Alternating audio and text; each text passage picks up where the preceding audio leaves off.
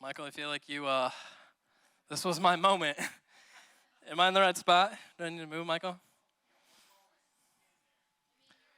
Wow, those are so bright. Okay, we gotta wait for the haze. Maybe we should have built the haze first. I feel like this isn't quite as suspenseful as I was hoping.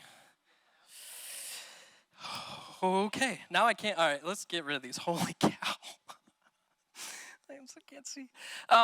So, welcome to those of you who braved everything going on in our world to be here. I know we had a lot of people who are sick and not feeling well in general, and so before we start this weekend, I just kind of wanted to give you guys some details on kind of what has changed in case you haven't been aware. We're gonna be a little more low-key this year. So we are pretty much just going to be going between host homes and here. Kind of cut a few things out. We've had a lot of changes. Changed some of the worship team stuff. Changed some of the stuff going on tomorrow. Pretty much how your guys' lives have been the last 2 days. It's been us here as well. And so, yeah. See, woo. Yeah, no school for 4 weeks, right? Yeah. So just to kind of lay a few ground rules, here's kind of what we're the feel for the weekend. Highly encourage you guys, if you are feeling sick, right, please let us know. Just trying to protect everybody else, right? So thank you. Great. Also, make sure you're washing your hands, things like that, if you can avoid contact with people. I know it's going to be really hard for some of you. Mostly these guys right here, right? So if we can just limit that, hey, we're just trying to limit exposure, things like that, whatever we can do to help. Great. Why am I trying? Why am I trying to be the adult in the room? Callie, you can be the adult. Callie doesn't want to be the adult. All right. So, secondly, just so we all know, we will not, like I said, be going to restaurants or anything tomorrow. So tonight you will still go back to host homes as normal, unless you are a high school guy. All the guys will be coming to my house now for the weekend. So we will all be together. We had to change a host home at 4 o'clock today. So there you go. Tomorrow morning we will still come back here. Tomorrow afternoon, we will have pizza at my house instead of going out. So all of you will be coming to my house. We'll have pizza, hang out, and then tomorrow evening we'll progress as normal. There is no church on Sunday morning, in case you have not heard that. So we are ending Sunday morning at Valhalli's, where we normally have breakfast. We can make sure we get a hold of any of your parents or whatever. If some of you have vehicles that are here, we will drive you back. So we'll figure all that out, okay? So just so we're all on the same page, if you have questions, you can ask us later. We don't need to address them right now, but that should be good. Did I miss anything? I think we're good. Okay. So with that being said, I kind of just want to get us kind of focused on this weekend. So we're talking about this idea of indescribable. And I know there's a lot of fear, a lot of question marks. Our culture has gone a little crazy about, we're kind of worrying, we're obsessed. And I think the reality is it's great to take some time to just recognize how great and how powerful God is. And there's this word awe, A-W-E, the first part of awesome. Anyone know what the word awe means? I can't see any of you, but someone will define it for me, right? I can't see you. Just talk to me.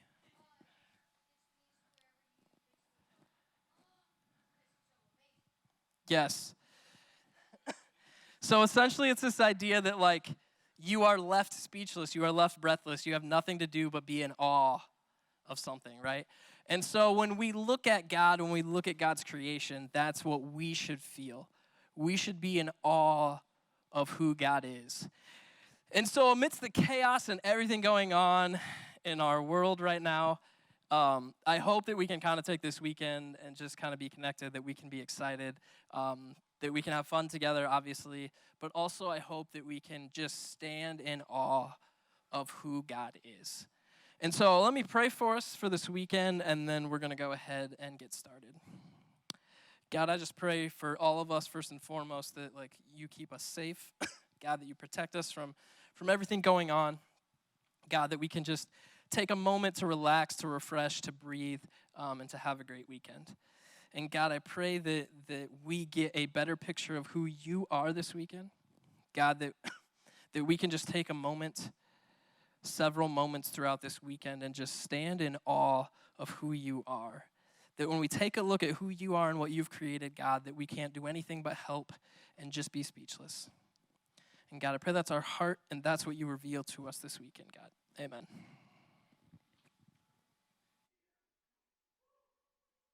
All right, guys, let's stand on our feet. Make some noise. It's DNOW. Let's have some fun. You ready? Come on.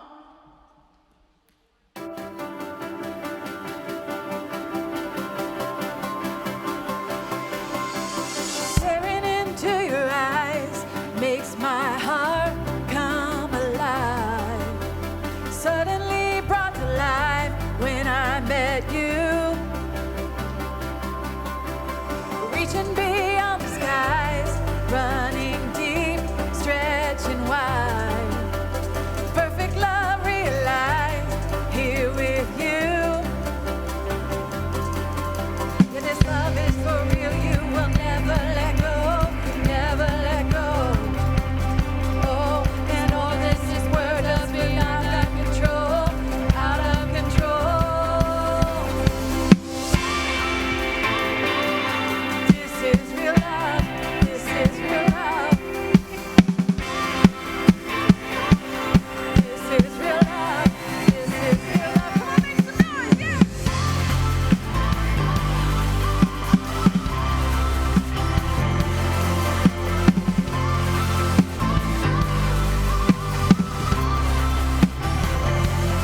Pulling me closer, closer, holding my heart till the very end. Jesus, I'm found in your freedom. This is real love. This is real love. In your heart, I'm found. I want you. I want you. You won't let me down. You got me. You got me. Yeah, this love is for real. You will never let go. Never let go. And it's more than just words, love beyond our control, out of control. You're pulling me closer and closer, holding my heart till the very end. Jesus, I'm found in your freedom. This is real love. This is real love.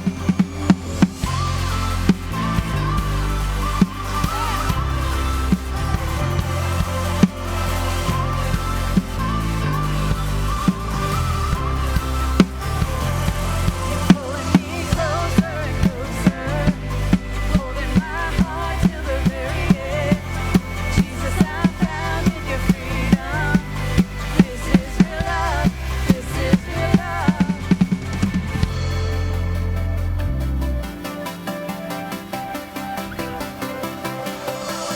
Staring into your eyes makes my heart come alive.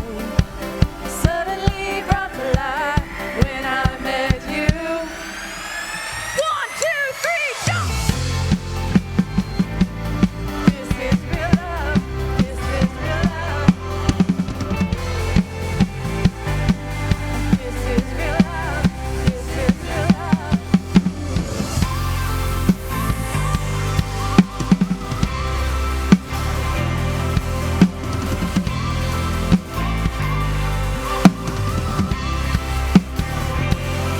Pulling me closer and closer, holding my heart till the very end. Jesus, I'm found in your freedom. This is real love. This is real love. This is real love. Woo! Come on. Come on, let's do better than that. Come on, give it to the Lord. Woo! All right, let's go.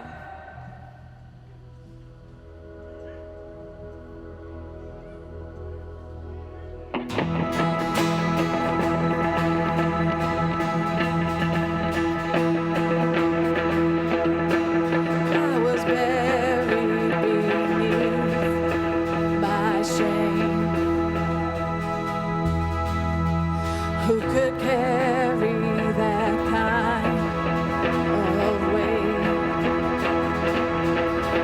It was my tune till I met you.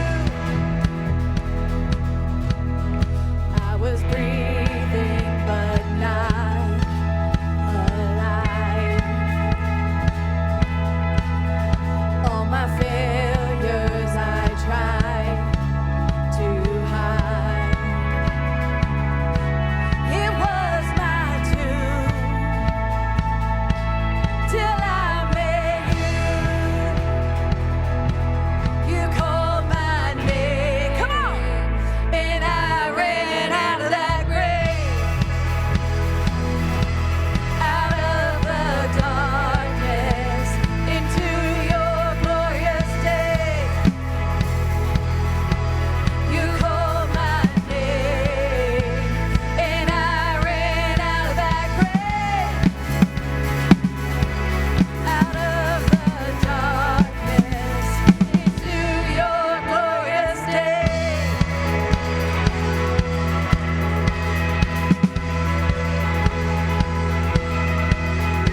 Now your mercy has saved my soul. Now your freedom is all that I know. The old made new, Jesus, when I met you. You called my name, and I ran out of that grave, out of the darkness into your glorious day. You called my name, and I ran out of that grave, out of the darkness into your glorious day.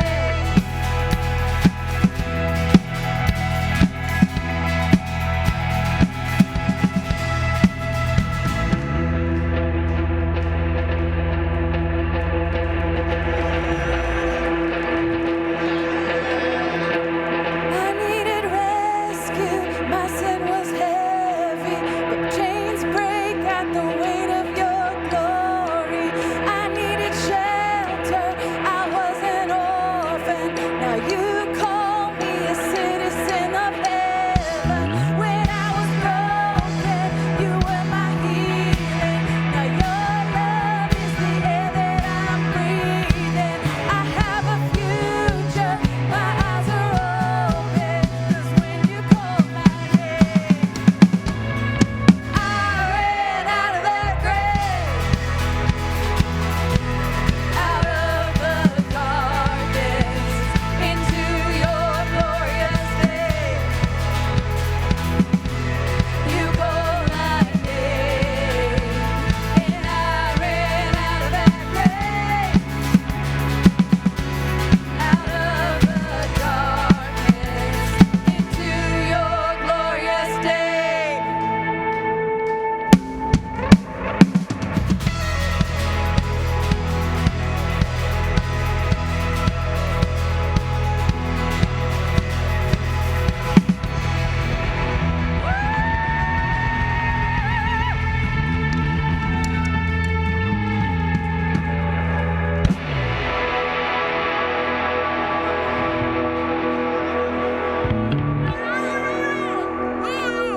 That's what I hear.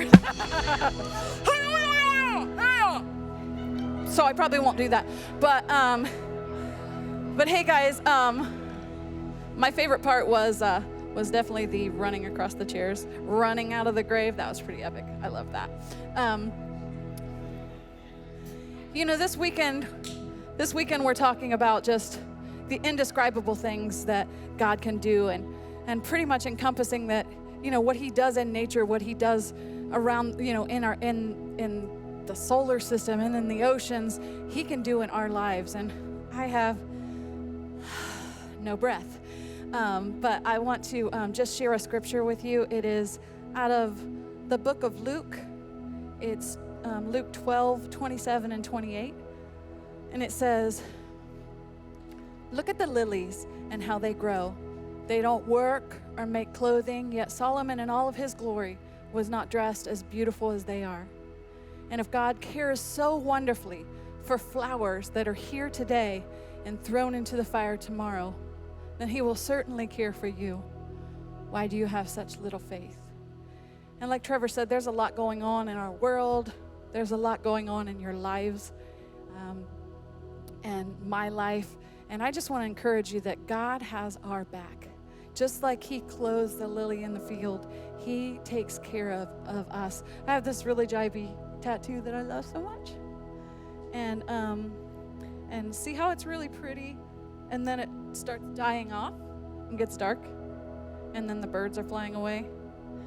That represents to me, the reason I got that is just that God just takes care of us and breathes into our lives. And when we find moments where, God's no longer in a thing, maybe you're facing a friendship or a relationship or something in your life that you're like, I need to make a decision that God's not in that because some things are starting to die inside of me. That's when my birds just fly away and fly to a new season where there's flourishing and where God is in it. And so I just encourage you guys this weekend, whatever decisions you make, whatever things are happening, whatever things you seal in your heart this weekend, know that wherever God is and wherever you can sense that God is doing something, that is the most beautiful and safe and wonderful place for you to be. So let's just worship and keep going.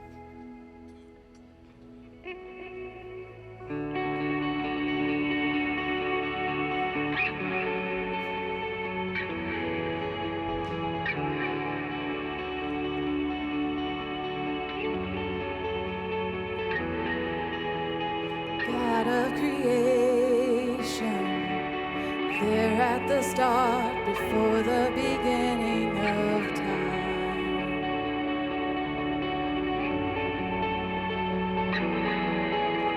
With no point of reference, you spoke to the dark, fleshed out the wonder of light.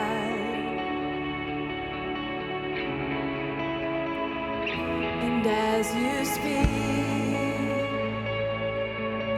100 billion galaxies are born. In the vapor of your breath, the planets form. If the stars were made to worship, so will I can see your heart in everything you made. Every burning star, a signifier of grace. If creation sings your praises, so will I.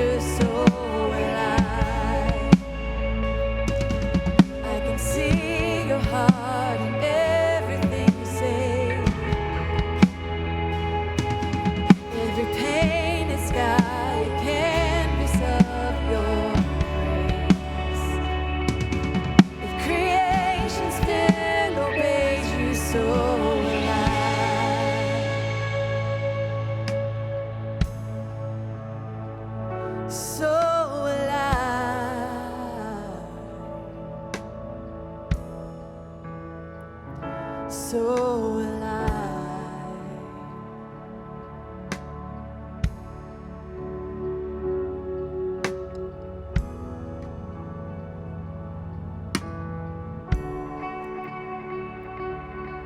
If the stars were made to worship so alive, if the mountains bow in reverence so alive, if the oceans roar your grace so alive, for if everything exists to lift you high, so alive, if wind goes where you send it, so alive, if the rocks cry out in silence, so alive, if the sum of all our praises fills all shine, then we'll sing again 100 billion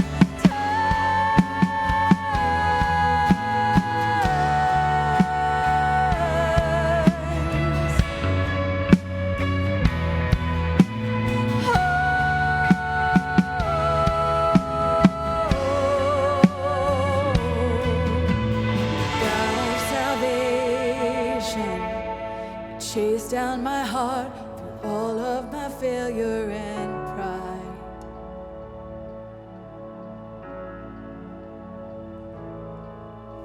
On a hill you created, the light of the world, abandoned in darkness to die. And as you speak, 100 billion failures disappear. Where you lost your life so I could find it. You left the grave behind you so alive. I can see your heart in everything you've done. Every part designed in a work of art called love. You gladly chose surrender so alive. I can see your heart 8 billion different ways. Every precious child, a child who died to save.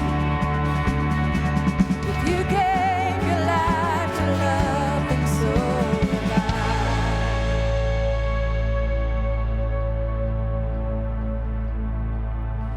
like you would again 100 billion times. But what measure could amount to your desire? You're the one who never leaves the one behind. Come on, let's just sing this together. And as you speak, 100 billion galaxies are born. In the vapor of your breath, the planets form. If the stars were made to worship so alive, I can see your heart in everything you've made. Every burning star, signifier of grace. Creation sings your praises so alive.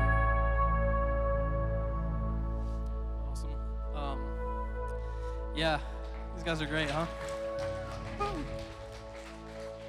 I'm just really impressed by what happened here in like 15 minutes. So,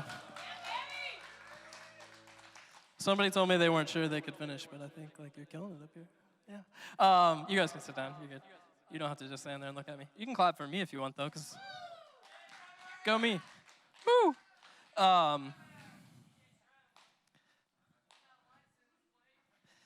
I know. My license plate is no longer DJ Chev, though. I need to change it. It's a random number. Don't look on the back of my car right now. I don't want to talk about it. It's a sore subject. I need to change it. So hey, hopefully, you guys enjoyed that. That was awesome. Just being able to spend some time worshiping God. So one of my friends, Travis, is going to be joining us this weekend. So some things you need to know about Travis, all right, before we meet this guy, okay? So he is from Bern, Indiana. But, and this is tragic. How many of you have most of you heard of Bern? How many of you have never heard of Bern, Indiana? Okay, well. So how many of you guys need to follow me on Twitter for the yearly clock tower tweet? So Bern, Indiana is based off of Bern, Switzerland. And yeah, it's as ridiculous as this sounds. They have a McDonald's there that's in Swiss architecture, and I don't really understand any part of it. It's like 4,000 people, though. That's all you need to know. Anyway, well, the most important thing, back to my story, okay? So they have a clock tower there, like the clock tower in Bern, Switzerland. Michael's also from Bern, in case you didn't know that. Neither of them have ever taken a selfie with the clock tower. I have taken at least 15. I don't know. Travis, you taking a picture of the tower? So Michael at least landscaped the tower one year. How about that? Anyway, I don't have a picture. I should have found a selfie of me. That's the most tragic thing. All right, point number 2. This is very important. I stomp Travis every year in fantasy football. Okay, he confirmed that one. He had to buy me lunch last year because I stomped him so hard. So anyway, that has nothing to do with anything. You guys ask me every year, where do I find speakers for DNOW? How do we find these people? And what's cool is we are on about year 8 now of me just being able to bring people up here that I have the privilege of calling friends, who are also just great people. Travis spent, what would you said, 9 years earlier today in youth ministry. He's currently not in youth ministry. But the thing I can say about Travis more than anything else is that I have never met anyone who has the heart for middle school kids that Travis does. If you guys have gone to C2IC with us, you know he was on the committee. He was actually on stage doing a lot of weird things this past year. Some of them made me uncomfortable. Just throwing that out there for you, man. Actually, I don't remember any weird ones from this year. I think it was 2 years ago. It doesn't matter. But I don't know anyone who believes in middle school kids as much as Travis. He consistently believed in them. I think he only ever did the middle school ministry, if I'm not mistaken. And so I just really appreciate his heart and the way he cares about teenagers. And so Travis is going to come share with us this weekend just about some things that God put on his heart. The theme actually came from a conversation between the two of us, and he's like, hey, this is something that I'm passionate about. And so I'm excited to get to hear him, and so hopefully we can just kind of take something away. And so let me pray for us and for Travis and just kind of, again, for this weekend. God, I just ask that we are ready to hear what you have to tell us. And God, I just pray for Travis that you speak through him. God, that we hear what we need to hear from you. And I pray, God, that we are just open to listening and obedient to you. Amen. Amen.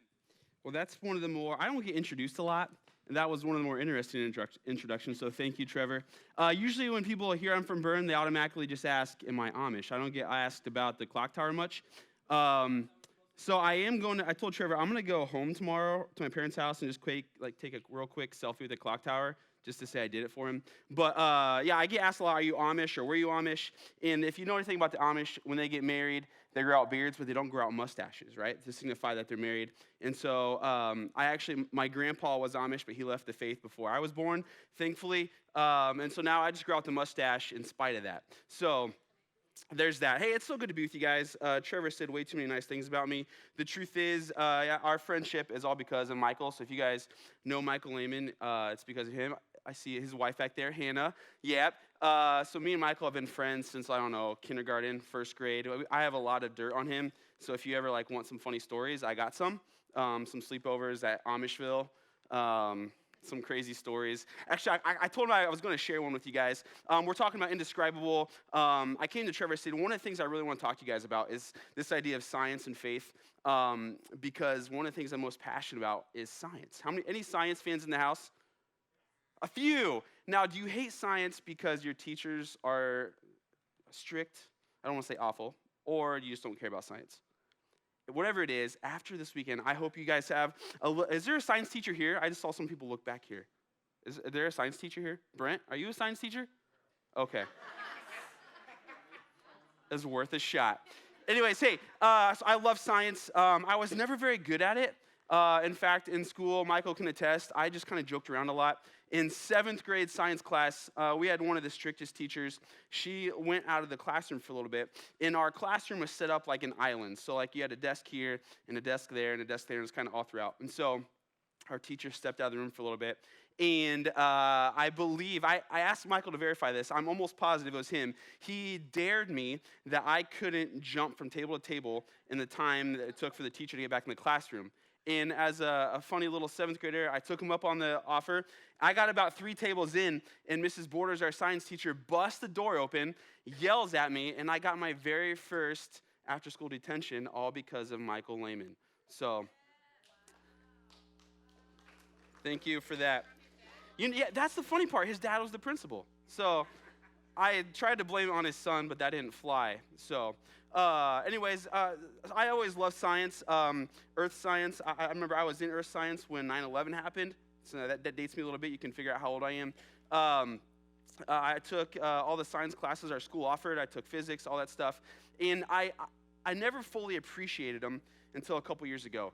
And that kind of leads us to where we're going to talk about today. If you want to put the next slide up, our big idea for this weekend is this: that we can get to know an indescribable God through describable creation. This whole idea of being indescribable, what's up? You're doing great. Oh, by the way, that's a phenomenal painting. Who painted that? It's going to distract your video. Well, that's an incredible painting. Nice job, Mary. I never fully appreciated science until I started thinking about this and talking about this with some friends, that we can get to know an indescribable God through describable creation. And here's what I mean by that. We can truly get to know God if we take a look at what he creates. And I know that because, one, I've experienced that, but 2, think about how you guys get to know people. Think about how you get to know people. I'm going to give you some examples. Throw that first picture up. How do you get to know this girl, T Swift? Well, if I were to ask you, tell me about T Swift, what would you say? What? You didn't? No one likes her too much? Well, after her Okay, if you haven't seen her Netflix documentary, after the Netflix documentary, I got a lot of respect for T Swift. But anyways, if I were to explain T Swift to you, I would probably tell you that, she's a love-struck girl who's went through a lot of breakups, right? And we know that because album after album and song after song, what does T Swift talk about? Guys breaking her heart, right? All right. Anyways, maybe that's a bad example. What about this next one? Maybe you'll like this next one. What can you tell me about her? Raise your hand if you know who this is. I know my man Jordan knows who this is because you are a TikTok phenom. If you think Jordan's good at TikTok, I've heard you guys had some viral videos at Crossbridge here. You know who this is? The girl from The Bachelor. No. She's a little too young to be on The Bachelor. Okay, this girl's name is Charli D'Amelio. She's, I think, currently 16 years old, and she's got something like 45 million followers on TikTok. Anybody seen her videos on TikTok? Did I choose a really bad example?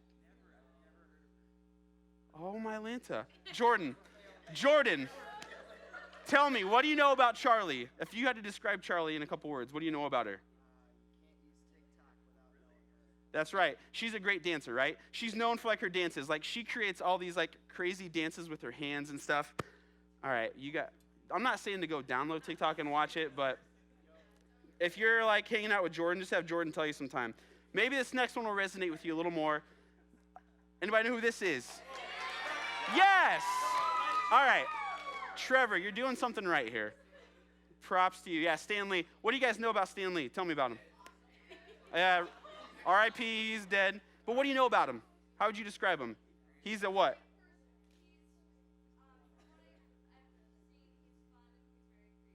Yeah, right? What did he create? Marvel, right? The best movies in the planet. Look back at those, Taylor Swift, Charlie, Stan. We know about them because of what they created, right? Or we don't know about them.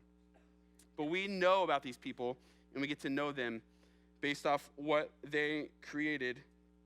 And so here's kind of where we're going to steer the plane here for the next few minutes. We can get to know God based off what he created. And to do that, we have to use this little thing called science. And sometimes, I believe, as in the church, we kind of avoid the topic of science because for a long time, and even I think still some today, people believe there's like this ongoing like tension between science and faith, right? And sometimes science and faith are viewed as enemies, but in reality, I think that we can truly use science to get to know God. And here's what we're going to talk about for the next few minutes. It's that science asks how, but faith tells us who. That science, they're all out to figure out how and why, right? In fact, you think about your science classes right now, maybe you're learning about chemistry, you're trying to figure out how certain reactions work. Think about earth science, you're trying to figure out how the earth was formed and why we have certain things the way we do. Physics, try to figure out why an apple falls from the ground, or falls from the tree to the ground, right? But faith takes that idea of how or why and takes it a step further and talks about who. In fact, what I love as I do research and as I read, you'll find that many of the famous scientists that you guys study in school were actually Christians just trying to figure out more about God. Take, for instance, Galileo. We're going to be talking a lot about space here in a little bit. Galileo, one of the most famous scientists, and he's really famous for his study on the stars and planets. Galileo was a Christian man trying to understand God. And as time has evolved and as we've gone more and more into science, we've started to steer away from that, and scientists have gotten so focused on just answering how and why. And I think one of the most talked about science points that kind of builds that tension in within the church is this idea of how things were created. And there's a lot of people that think, man, we've almost narrowed it down, but not quite, right, on how the world was created. If you think about everything in the world, almost everything can be explained, but scientists cannot quite pinpoint how or why everything was created, right? They think they kind of know. I think the closest thing they've gotten to is called the Big Bang Theory. Have you guys studied that in school? No? Okay. Well, if you haven't, go home tonight at your groups and look at the Big Bang Theory. I'm not saying the Big Bang Theory is perfect, but what scientists have kind of narrowed down to, this idea of the Big Bang Theory, I'm not totally opposed to. Because if you think about it, as we're going to see in a little bit, when God physically created the earth, it kind of just came out of his mouth, it was just created. And I'm sure there was a really big bang. But anyways, as we talk about science and faith interacting, I want you to open up your Bibles. We're going to take a look at just one verse tonight. And that verse is Genesis 1:1.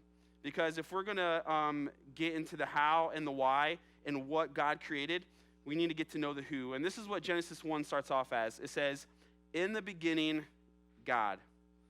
And so, boom. I love that verse. It's such a small and simple 4 words.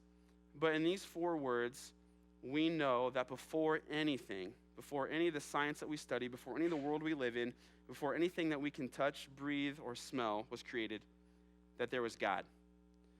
And at the very root of what we believe as Christ followers is this, that God created everything. How? I don't know.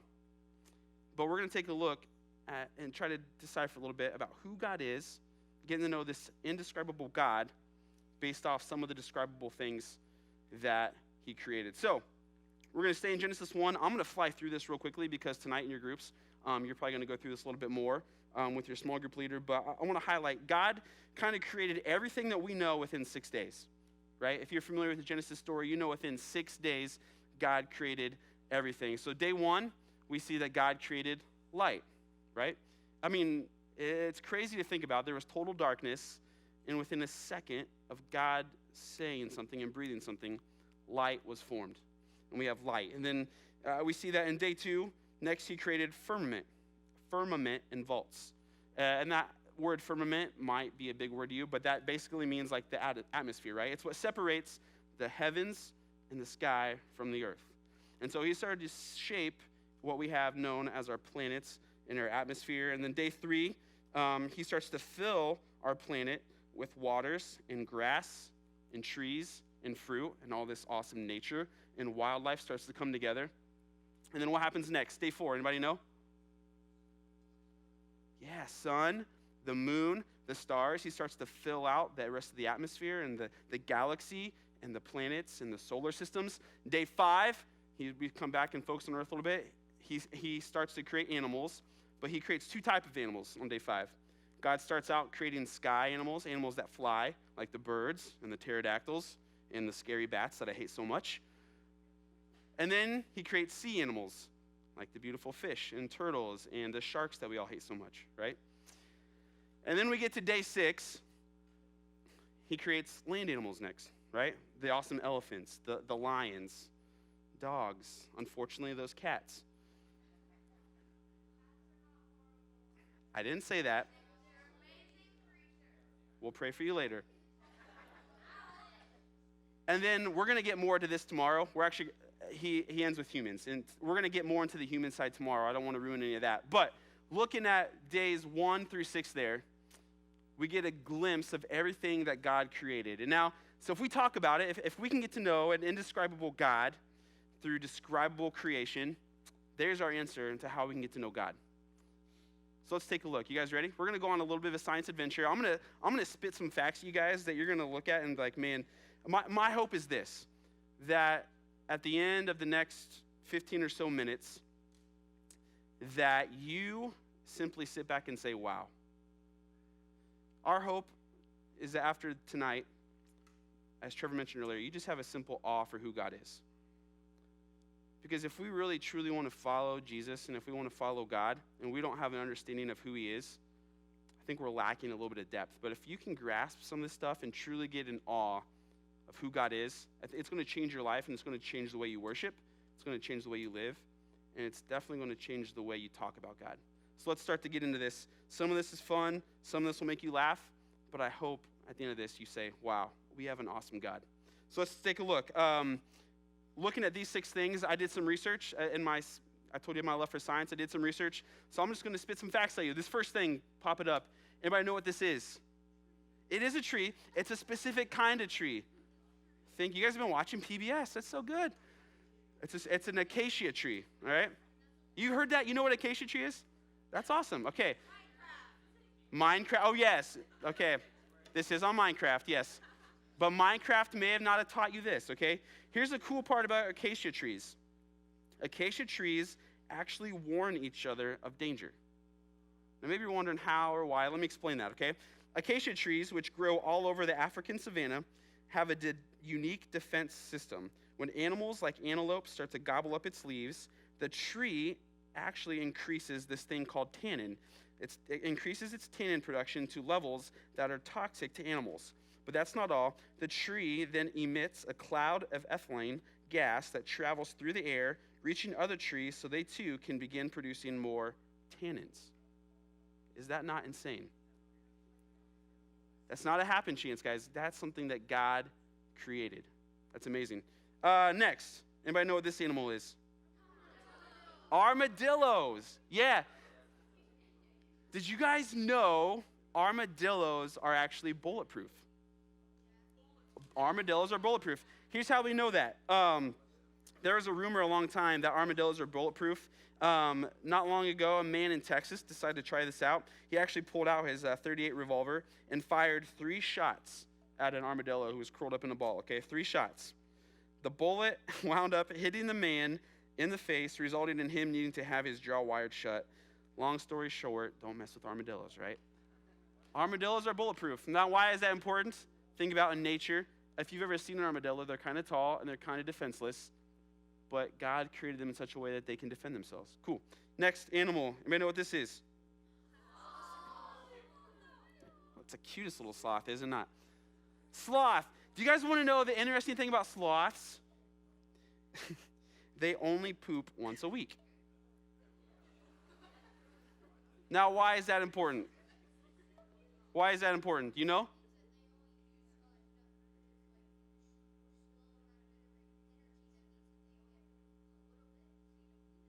Okay, yeah, but here's why. So, where do sloths live? Up in the trees, right? What can't get up in the trees that easy? predators, right? So sloths, they naturally have slow metabolisms. And so it says whenever sloths eat, it actually takes their body 1 to 2 weeks to totally process the food, okay? And here's what happens. You kind of hit on the head earlier. What's your name? Nathaniel. Awesome, dude. That these tree dwellers, they have to come down to the ground to defecate, right? To go to the bathroom. Doing that actually takes up so much energy that they can't, respond. And so because of that, they only poop once a week to limit the amount of exposure to predators. And in fact, scientists have learned that because of this, half of the time when sloths die, it's because they're pooping and this predator just got a hold of them. But I found that so crazy that that's how they were made. God created them that simple way, and they're so stinking cute too. All right, next animal. What do we got here? Anybody know what this is? It's not a gecko. It's not a salamander. It is pretty ugly. This is called an Iberian, let me get it right, the Iberian ribbed newt.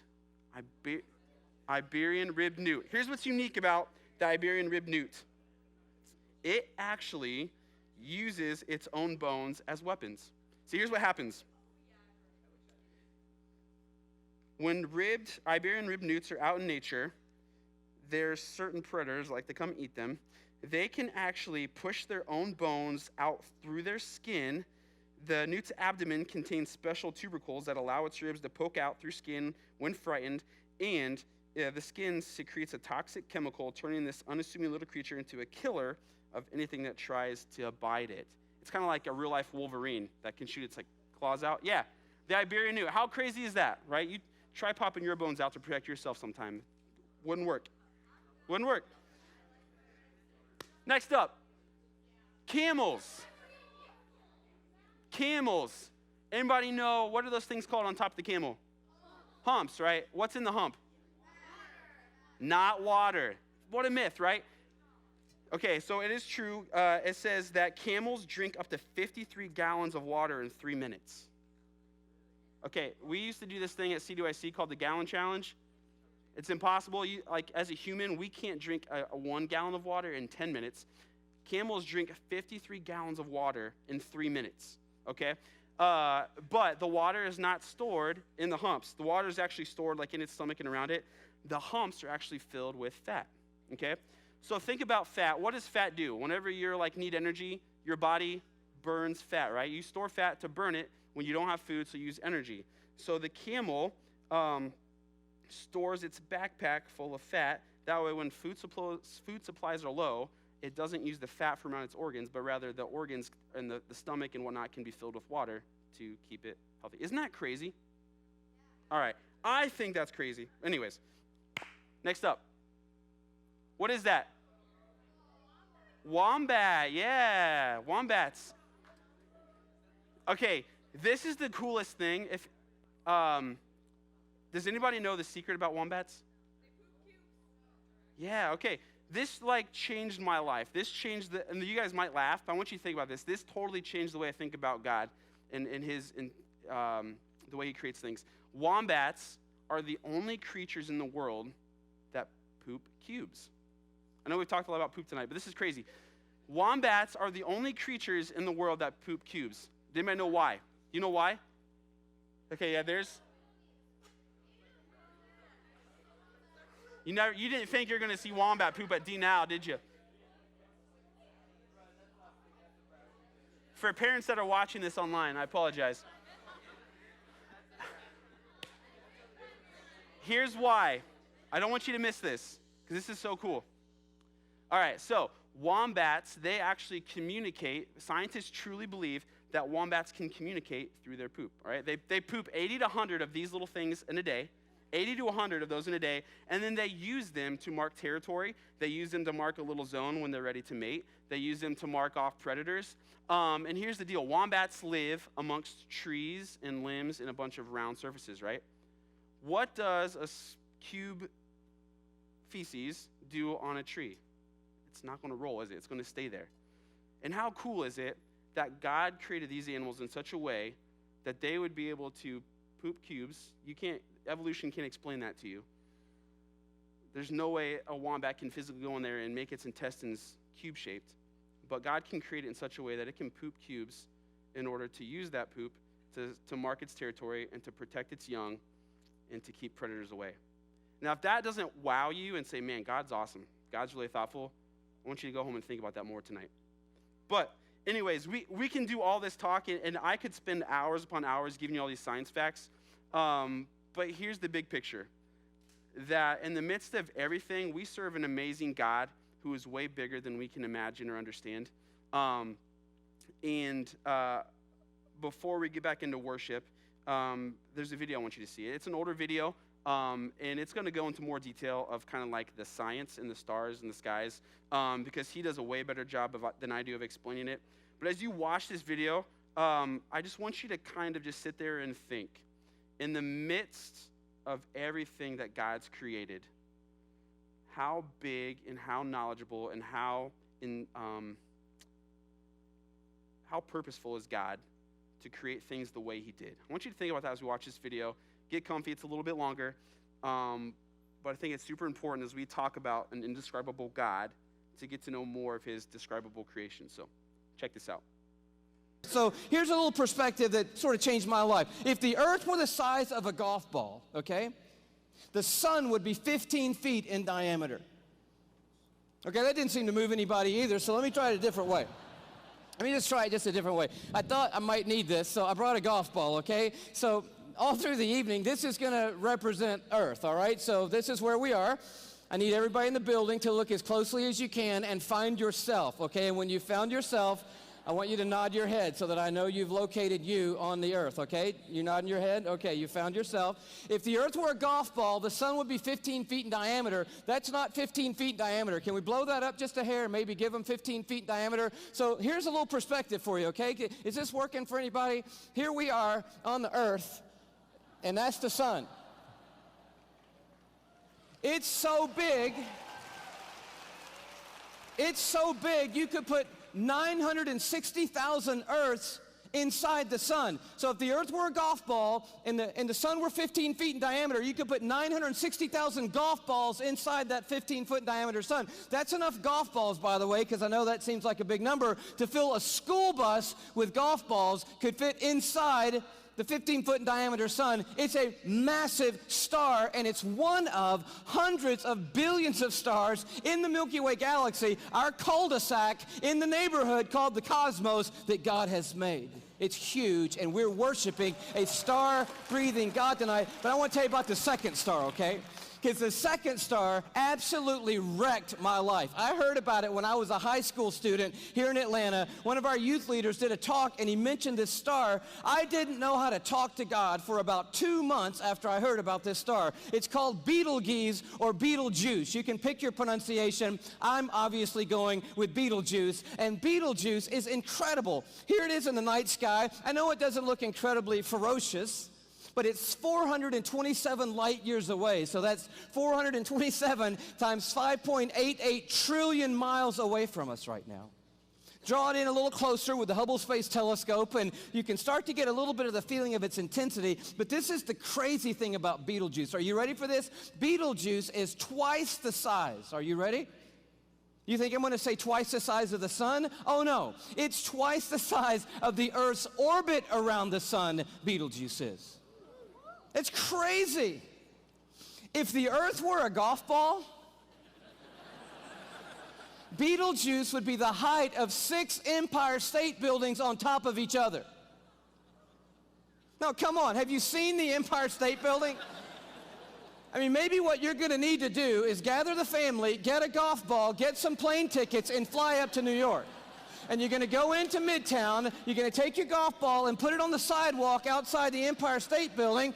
Don't worry about people thinking you're crazy. They're not even going to notice you in New York. You're going to go across the street. You're going to look up at the Empire State Building and imagine 5 more Empire State Buildings on top of the Empire State Building. That's Betelgeuse, and that's the Earth, and somewhere you're on it.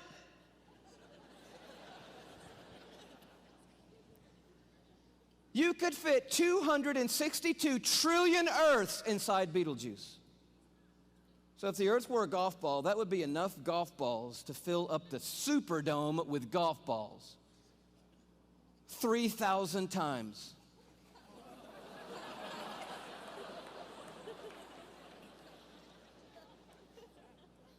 When I heard that as a teenager, that stumped me right there.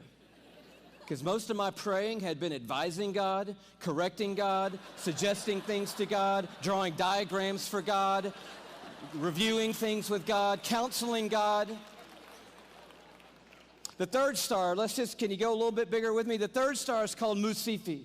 Here it is in the night sky. It's that gold star to the top left. We have the big image of it. It's 3,000 light years away, but I just want you to see it in the span of all these little glittering stars so that you know that at times when you look up at night, it is not just twinkle, twinkle, little star, how I wonder what you are. I'm telling you what you are. What you are is intense and huge and massive and ferocious is what you are. And this one used to be called Herschel's Garnet Star. Check it out. If the earth were a golf ball, Musifi would be the width of 2 Golden Gate bridges end to end. Apparently, you're going to need to go from New York to the West Coast. Go to San Francisco with your family and your golf ball. Place your golf ball at the beginning of the Golden Gate Bridge. Go across the bay into Oakland to a high place where you can see the entire Golden Gate Bridge. Another second Golden Gate Bridge will be in your imagination. Span all the way back the 2 Golden Gate Bridges to the very beginning and find your golf ball over there. That's the earth, and somewhere you're on it. One of the stars in the Milky Way galaxy. It's so big you could fit 2.7 quadrillion Earths inside this one star. Thank you so much. Where have you been all night? Now, quadrillion we have not talked about, and I need to explain this just briefly because I don't know about you, but I do not understand the national debt or any numbers bigger than about $875.28. I get that number. Go bigger than that, I don't know. But you need to understand a quadrillion, okay? Because this star is crazy big. A quadrillion, let's do it this way. Everybody knows a million, right? How many of you know what a million is? You can kind of get your head around a million. Everybody? All right. You know that a billion's 1,000 million, and a trillion is 1,000 billion, and a quadrillion is 1,000 trillion, right? Everybody knew that? Here's the perspective. This changed my life, right? A million seconds ago, 12 days ago. Isn't that cool? See, that saves you doing that on your little calculator at home, which I dare you to try to do when you get home tonight. But a billion seconds ago? You're thinking, oh my goodness, if it's 12 days ago, I'm going all the way back to like September with you, Louis. This must be crazy, right? How about May 1975 is a billion seconds ago? You're like, whoa, that's a little bit bigger than a million. Oh yeah. A trillion seconds ago, you're like, I'm on the 1800s. No. Christopher Columbus? No. 29,700 BC is a trillion seconds ago. A quadrillion seconds ago, 30,800,000 years ago is a quadrillion seconds ago. We're talking about a really large number, and Musifi is so big, you could put 2.7 quadrillion Earths inside this one star. But it is not even the biggest star we have found. I love science, and science has just brought us the largest star they found. It's called, are you ready for this? Canis Majoris. Now, I'm no linguist, but that's a cool name for the biggest star we've found so far. I think that means the big dog star, and that's exactly what it is. I bring it to you as a little bitty purple, glow just to the right of center there. But Canis Majoris, oh wow. If the earth were a golf ball, Canis Majoris would be the height of Mount Everest.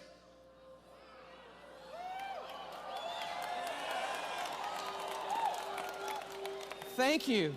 You just saved your family plane fare from California to Kathmandu, Nepal. Almost 6 miles above sea level, the highest point on the planet, and I just dare you to get up there and unzip the parka and pull out your golf ball.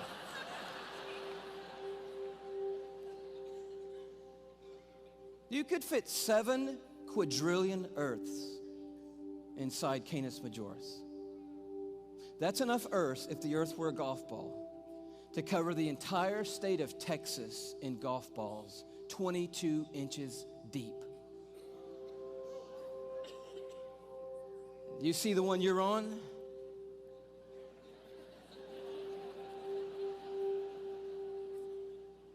Maybe this will help a little bit more. This absolutely blew my mind. Just a little journey through our solar system. Everyone knows our planets and sort of how we fit in to the story here. You see really quickly that we're not even the biggest deal in our own solar system, but as Earth comes by, you have to know tonight that we are living on a privileged planet. Anyone would tell you we're living at one of the most special places, if not the most special place in all of creation. But Neptune comes by and Saturn and then Jupiter, and you're like, okay, we're not all that big, even in our own little cul-de-sac.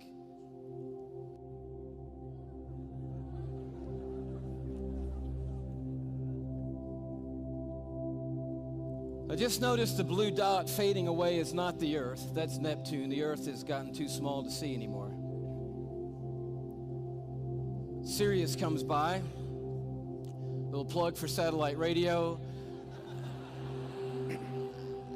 Not the biggest star, but the brightest star that we have found so far. Pollux, which we didn't mention. Arcturus. Such a beautifully named one, Regal. But then the one that messed me up.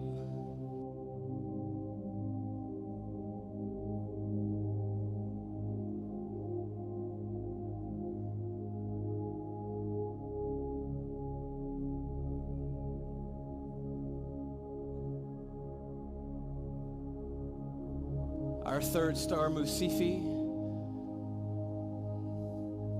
Musifi's cousin, W. Cephei.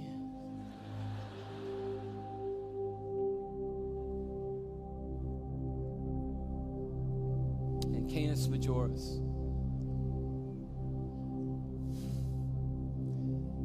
And do you know that you couldn't come up here right now with a Sharpie and make a mark on the screen that would approximate the size of our sun? You couldn't even do it. I mean, when you look at these in their relative size, we just have to put a little arrow over there that says, if you could put the sun on here, which you can't, it would go somewhere about here. And can you hang on that for me? And when you see this, I don't know what happens to you, but I'll tell you what happens to me. A shrinking feeling comes over me, and it's not a bad shrinking feeling, it's a good shrinking feeling. Because sin, it has a way of shrinking God down in our minds and puffing us up in our own estimation. But just a glance into the universe that God has made resizes everything in a heartbeat. And you realize tonight we are worshiping an unrivaled, uncontested God of all kind of might and power and glory and awe, there's none like him anywhere in all of creation. Wow, right? Wow. Yeah. Puts it into perspective a little bit how amazing and how big our God is, right? The science wants to know how. Faith tells us who. And as Christ followers, as believers, we serve a God who's big enough to create that. And we know on day 6 of ultimate creation, what was the last thing he created? You, us. We're going to talk more about us tomorrow. But here's a couple things I want you to know. As we wrap up, we're going to head into worship a little bit. But when you go home to your house groups tonight and spend time with your small group, a few things I want you to know is this. The first is that small group time matters. That we believe that your faith is your own, but you don't have to grow on your own. You should own your faith, but don't feel like you have to grow on your own in your faith. That's what small group's for. You have some awesome leaders in the room. I hope you guys don't take them for granted. Small group time matters. Second is this. It's okay to ask questions. I know in the midst of all this, you're probably going to have a lot of questions. In the midst of life, you probably have a lot of questions surrounding your mind. It's okay. When I was in 7th grade, I'll date myself again, I remember getting our very first computer. It was a big old Gateway desktop. Massive, massive thing. And this thing was amazing because this thing connected me to the internet, which took like 3 minutes to load. I had to get off the computer for my mom to use the phone. I could play games on this computer. And I just remember one day coming home, I just wanted to know why it worked and how it worked. And so I started tearing it apart to the point where I couldn't put it back together again. And my dad walked in and goes, "Why?" I just had questions. I just want answered. It's okay to tear apart computers a little bit and to ask questions. So if you have some faith questions, ask. But let me take some freedom off your leaders' shoulders. Leaders, this one's for you. Not having the answers is okay. Don't feel like if a question's asked that you have to have the answer. I'll be honest. I don't have all the answers. Trevor doesn't have all the answers. I don't think Bruce or Brad have all the answers. So we don't expect your small group leaders to have all the answers either. But what a healthy way to start to process who God is and how big God is, to be able to ask questions. And last is this. Go home. Science and faith can work together. I firmly believe that. Don't let science be this enemy against what you believe, but allow science and allow this study and allow this weekend to truly let your heart and mind dive in to who God is and how your faith can be shaped by that. I have a challenge for you I want to leave you with tonight. And this is on your small group questions, so if you forget this, leaders, it's okay. Tonight, as you guys spend some time, because of a certain virus, you can't go to public places. So as you're hanging out at houses tonight, I think it'd be cool to do this for me, because we're going to talk more about this tomorrow. I want you to look up the coolest science fact you've never seen or heard before. I want you to find one, and then I want you to ask this question. What does this teach me about God? What does this teach me about God? For me, the wombat poop, that's the coolest thing I've ever heard. And I know what that teaches me about God. I want you to do the same tonight too. We serve an awesome God, and we can get to know that indescribable God through describable creation. Why don't you guys pray with me? Hey, God, we just pause and say, wow, you're big, you're amazing. I can't even quite fathom how great you are. You truly are indescribable. But my prayer for myself and for these leaders and these students in the room, that as we spend this weekend in DNOW and as we spend this weekend fully committed together, that you would help us get to know you a little bit more, utilizing describable creation. And tonight and tomorrow, we have so much to look at. We have so much to explore to get to know you. And then I'm super excited, God, that you just open our hearts tomorrow night as we truly look at ourselves and look at how you created us and how we can truly see you and how you created us. I just pray that you just prepare our hearts now for that conversation, because I'm so excited. God, help this time of worship be amazing, and let everything we say and do tonight just glorify and honor you. We pray this in your name. Amen. I know for me, you guys talked about the concept of a light year in school yet?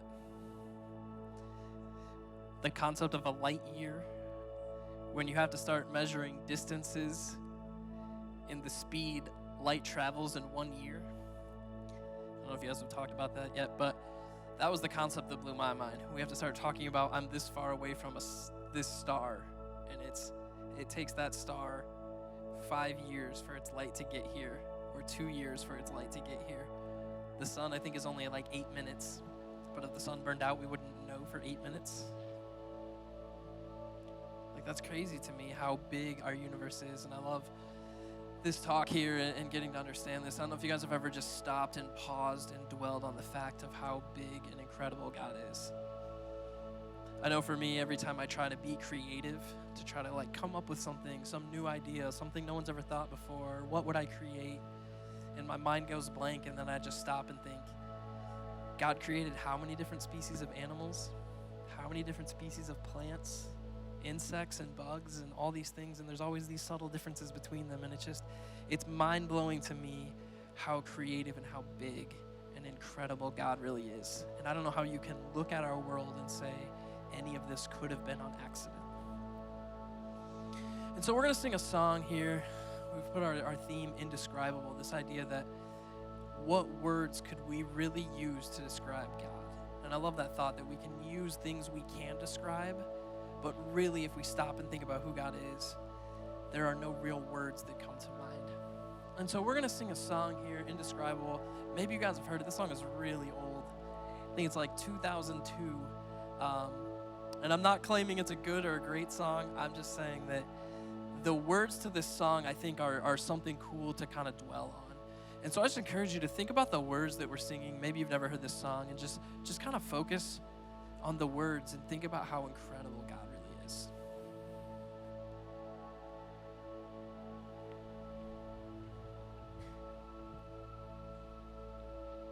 Just invite you just to stand up. Let's just focus on God together.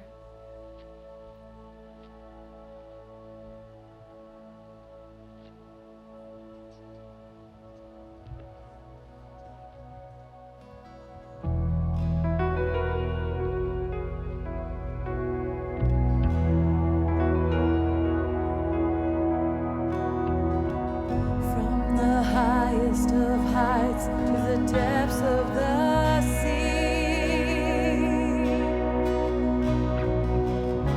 creation revealing your majesty.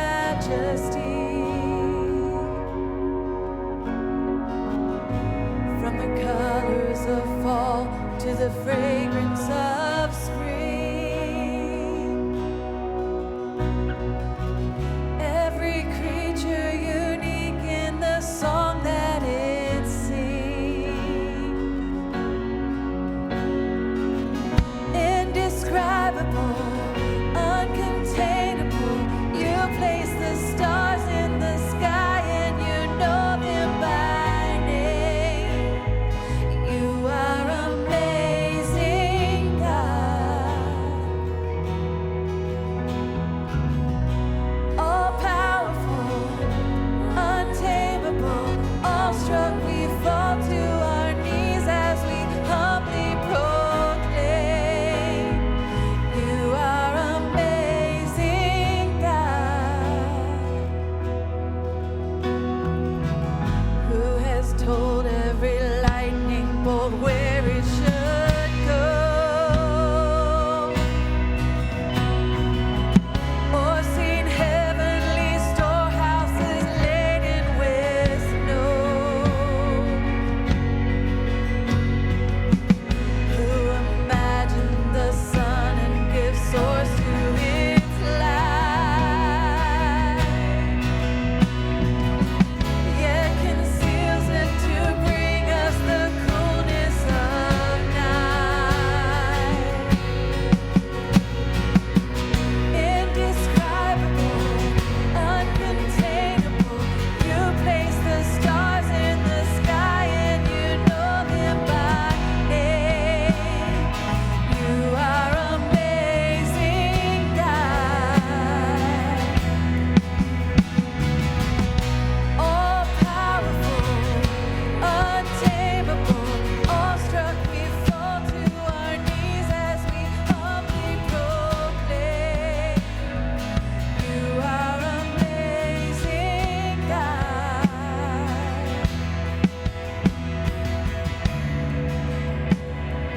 You are amazing, God. Indescribable, uncontainable, you place the stars in the sky and you know them by name. You are amazing, God. Powerful, untamable, awestruck, we fall to our knees as we humbly proclaim. You are amazing, God.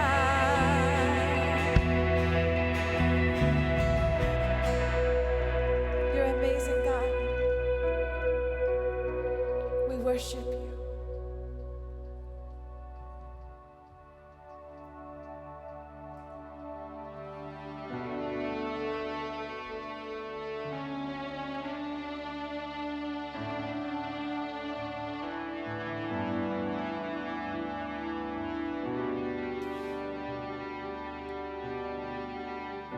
You called me out upon the waters, the great unknown, where feet may fail.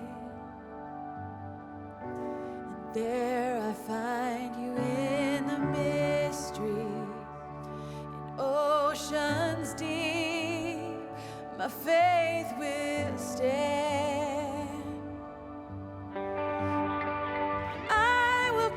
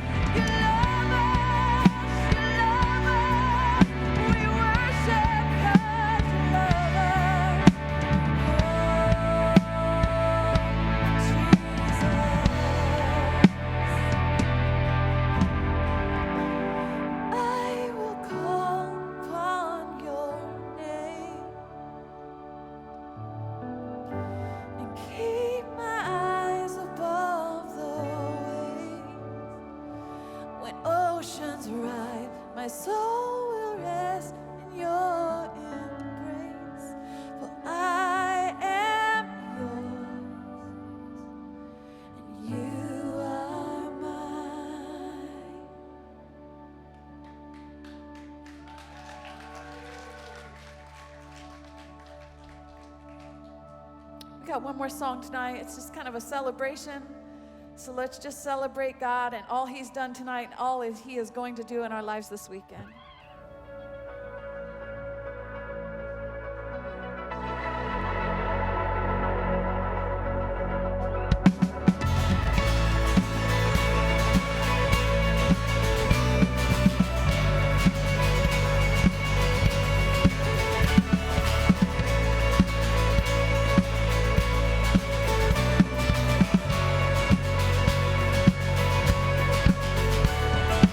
Come, let us worship our King.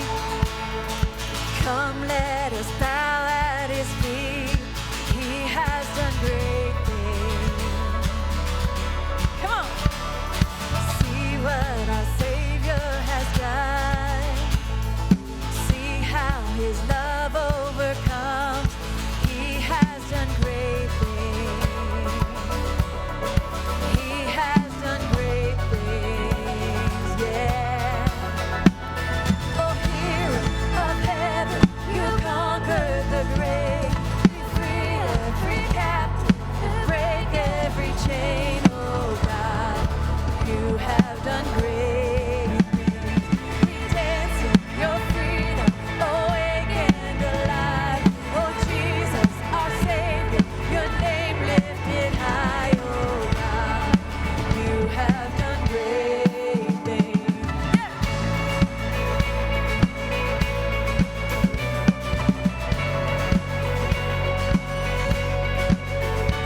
You've been faithful through every storm.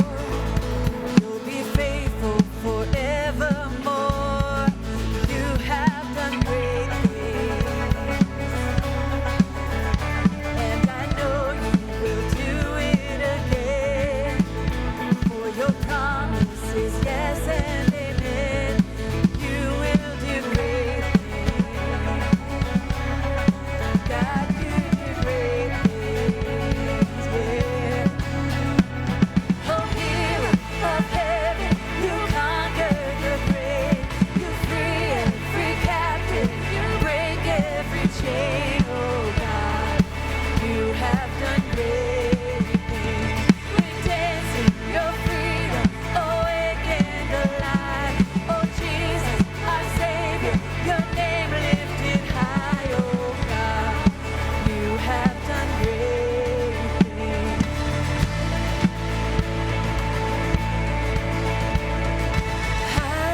Hallelujah, God, above it all. Hallelujah, God, unshakable.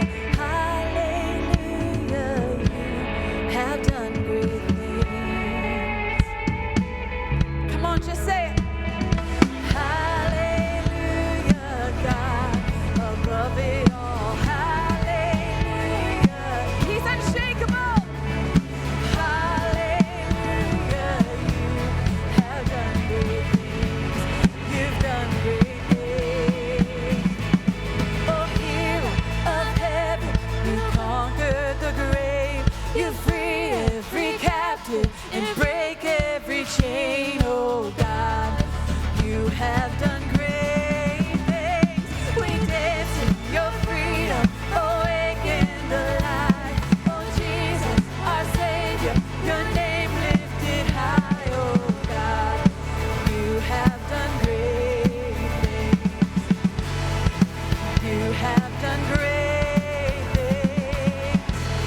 Oh God, you do great things. Yeah.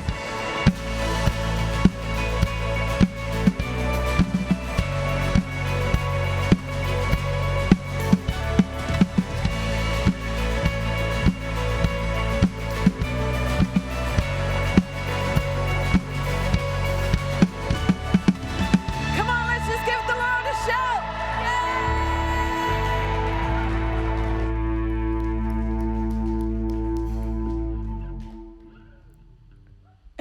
Welcome, Trevor. You can all sit down for a second. Whew, I might need to sit down too. Where are we going with that chair? I'm gonna sit on the front of the stage, okay? Okay. I'm tired. It's really warm in there. Do you guys know that? Like no air moves and stuff. Whew. Could one of you like fan me tomorrow?